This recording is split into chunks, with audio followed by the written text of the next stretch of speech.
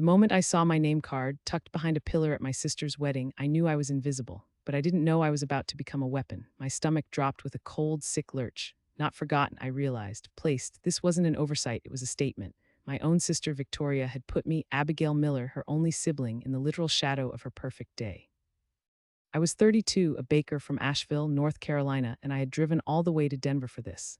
The creamy invitation had arrived weeks ago, a delicate lie tucked into a handwritten note. It would mean so much to have you there. You're my only sister. I remember laughing, a sharp, humorless sound in my flour-dusted kitchen.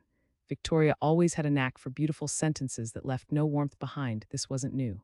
Our family was all about public polish, private selections. I'd show up with a pumpkin cheesecake I'd spent 2 days perfecting, a masterpiece of silk and spice. Victoria would bring a store-bought pie. My mother would put Victoria's pie in the center, mine off to the side with a dismissive, "Abigail, you always do so much." It was a pattern, a quiet erasure, but this was different. This was a direct, physical manifestation of my place in her world. A decorative pillar draped in white flowers and greenery was my assigned view of her vows. I would barely see the aisle. I could only catch a glimpse if I leaned sideways, craning my neck like a forgotten prop. I could have walked away, turned my soft blue dress, my thoughtful gift, my carefully constructed poise, and driven back down the mountain road. But something held me there, a morbid curiosity, a need to witness the full extent of it. Guests started to arrive, a murmuring tide of expensive linen and summer silk. My mother floated past in champagne satin, her gaze sweeping over the front rows, never once glancing back to where I stood, a ghost among the living. My father, stiff and proud, took his place at the front. The music swelled. Then Victoria appeared on his arm, looking like a magazine cover sprung to life, flawless and radiant. And from behind that pillar, I saw maybe half of it, the side of the arbor, the edge of her veil, a blur of Gregory's navy tuxedo. The back of someone's silver head in row 8, this was rock bottom. I thought that was the worst part. I was wrong, that's when I noticed him. A man 2 chairs away, partly hidden by the same pillar. Early 30s, charcoal suit, dark hair. He had the kind of sharp, intelligent face that usually makes people sit a little straighter. But he didn't look smug. He looked exactly the way I felt, slightly out of place. He caught me looking and offered a small, knowing smile.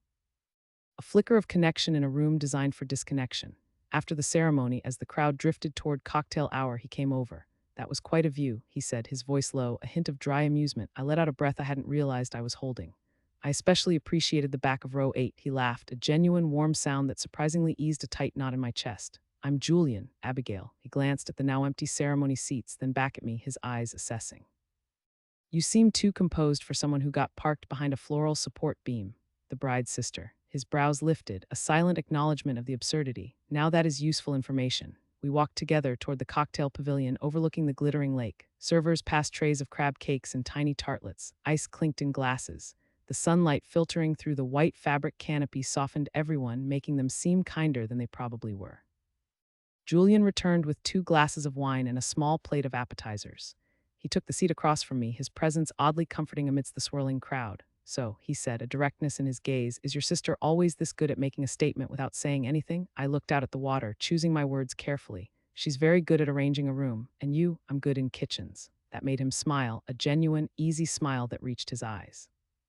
He asked what I baked, and for the first time all day, someone listened like the answer actually mattered.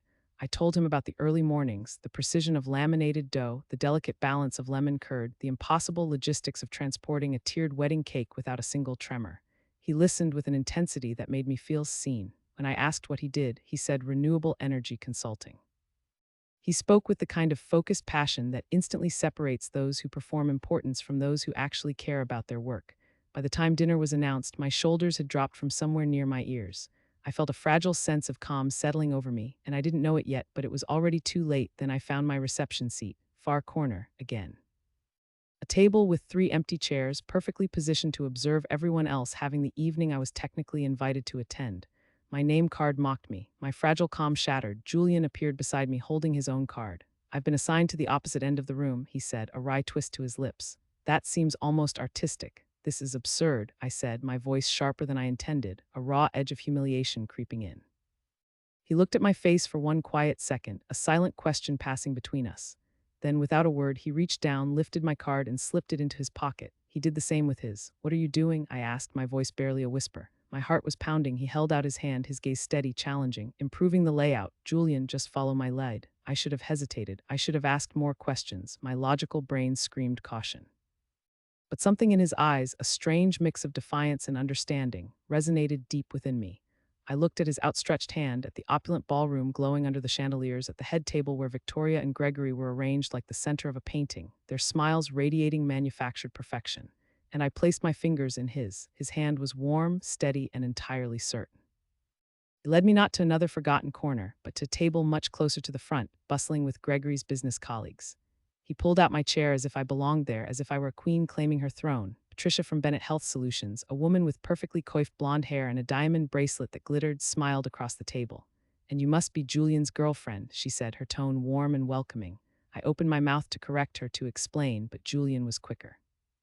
"Abigail keeps a low profile," he said smoothly, his hand briefly touching my back, a subtle signal for me to stay silent. Patricia turned to me, her smile unwavering. "And how do you know the bride and groom?" Julian answered for me again, his voice clear and confident, echoing across the elegant table. "Abigail is Victoria's sister." Patricia blinked, her perfect smile faltered just for a second. "Oh," she said, a strange note in her voice. "I had no idea Victoria had a sister." My breath hitched, the words hung in the air, heavy and damning. They weren't meant to hurt, but they sliced through me like a surgeon's scalpel, confirming every unspoken fear, every quiet dismissal. Victoria hadn't just seated me behind a pillar, she had erased me entirely. Across the room, at the head table, I saw my sister's face. Her perfect bridal smile, fixed in place for the photographers, slowly, subtly began to shift. A flicker of something dark and dangerous crossed her features. That's when I realized the game had changed, and I was no longer just a pawn.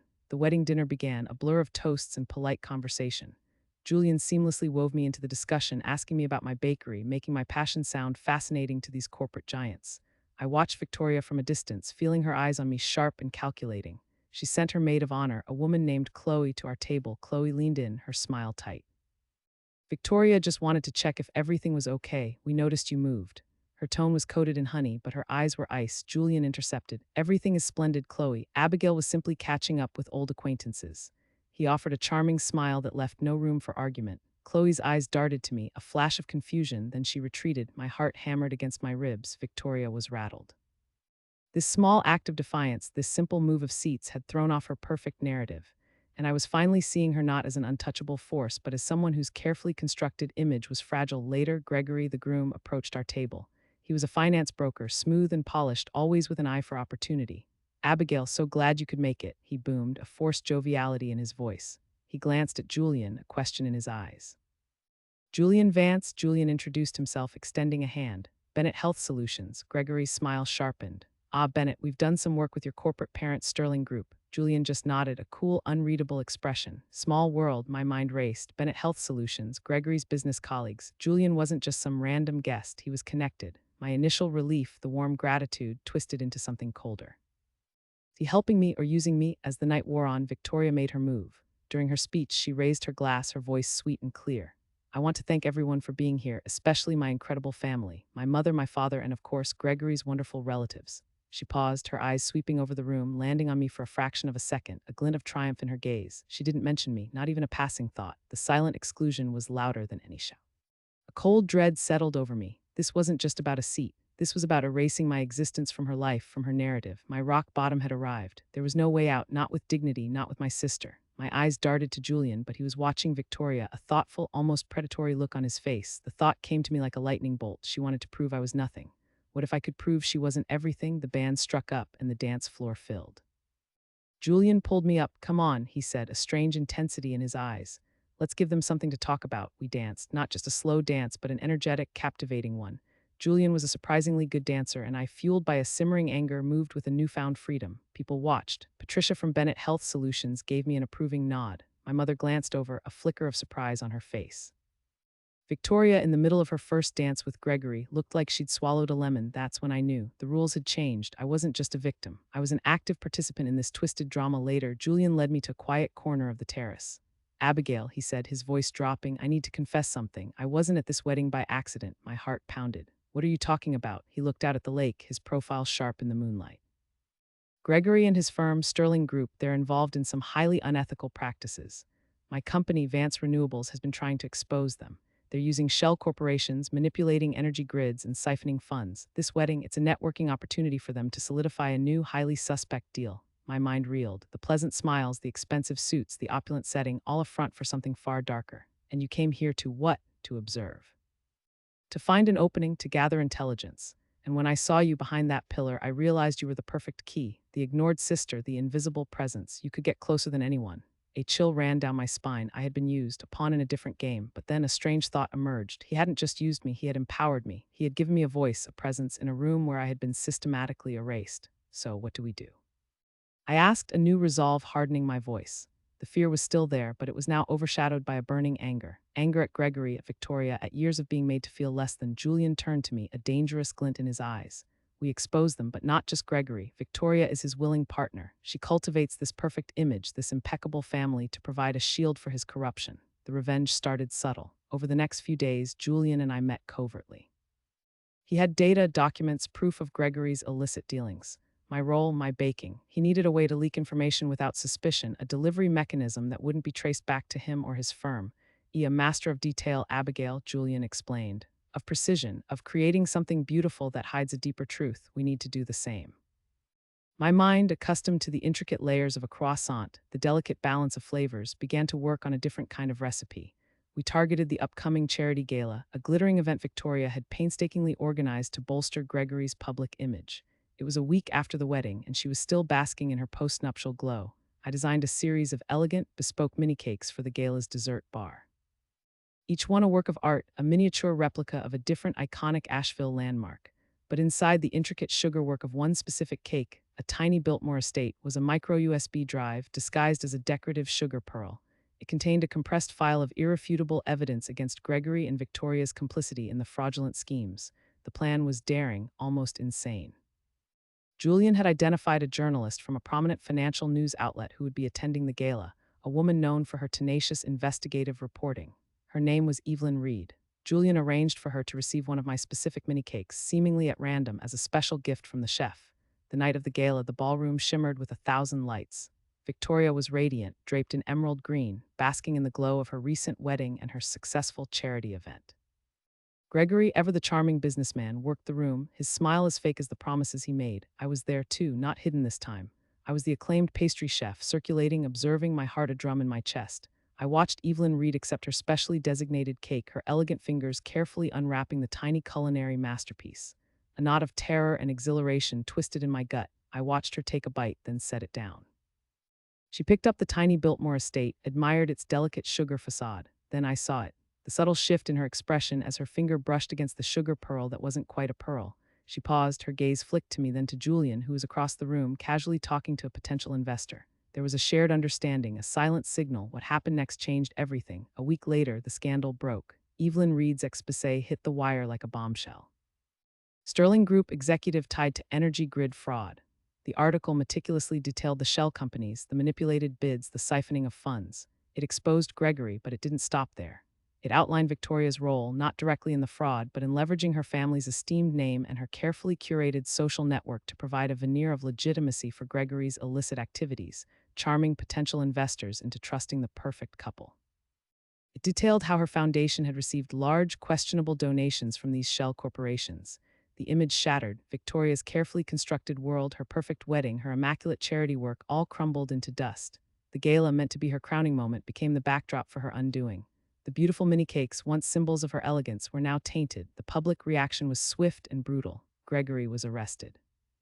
Victoria was stripped of her foundation directorship, facing intense scrutiny and potential charges for complicity.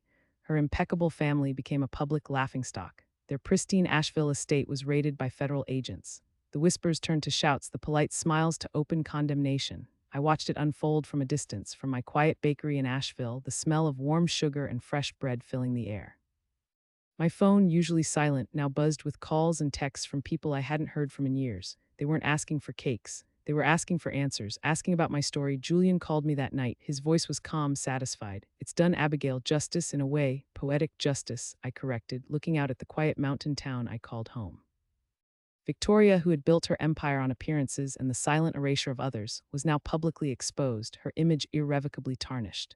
Her perfect narrative was rewritten not by a news headline, but by the quiet determination of the sister she tried to hide. The twist, however, was not just in the exposure. It was in Julian's final words, uttered almost as an afterthought before he hung up. "You know, Abigail," he said, "I told you I was at the wedding for Gregory." But there was another reason. I actually knew your mother years ago. She was quite the baker herself before she married your father. She always talked about how talented her youngest daughter was. She had even mentioned your sister Victoria was getting married and that you'd be there. I figured if anyone would be overlooked, it would be you. The most talented, the most easily dismissed, the perfect Trojan horse. My blood ran cold. My mother, she had always dismissed my baking, pushed me aside. Yet she had talked about me to Julian. She had implicitly ceded the information that led him to me. The ultimate betrayal was not just Victoria's, but my mother's in a strange, twisted, complicit silence. She hadn't just placed me behind the pillar, she had built the pillar brick by brick and then pointed Julian right to it. And I, the invisible sister, the forgotten baker, had become the weapon she subconsciously knew I could be.